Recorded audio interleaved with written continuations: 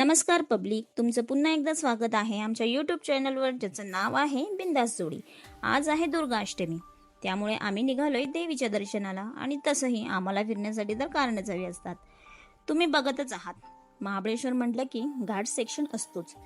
आणि घाटातून जाताना निसर्गाचा सुंदर असा व्ह्यू बघून मन तृप्त होतं. स्पेशली तरी पावसाळ्यात खूप मोठमोठे डोंगर, पर्वतरांगा, जागोजागी वॉटरफॉल आणि मोठमोठ्या सह्याद्रीच्या पर्वतरांगांमधून पसरलेली धुक्याची मोठी अशी चादर.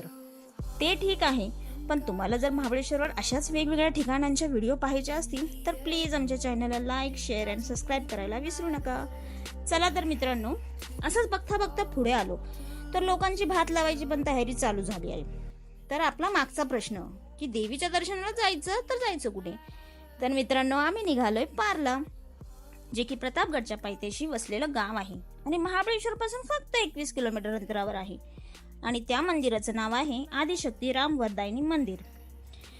तर मंदिरात गर्दी नसल्यामुळे फटाफट दर्शन झालं आणि आमच्याकडे वेळ पण होता आणि पाऊस पण चांगला उघडला होता. तुम्ही बघतच आहात. प्रतापगड जवळच असल्यामुळे ठरवलं आई तुळजाभवानीचं पण दर्शन घेऊनच जावं आल्यासारखं.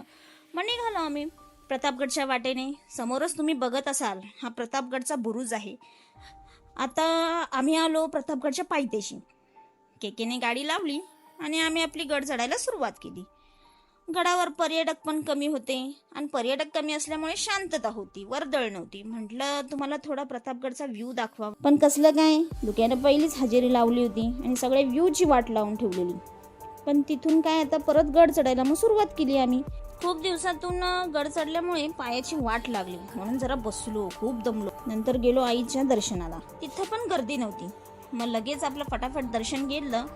भूक पण लागली होती म्हणून आम्ही आता निघालो खायला. बाय.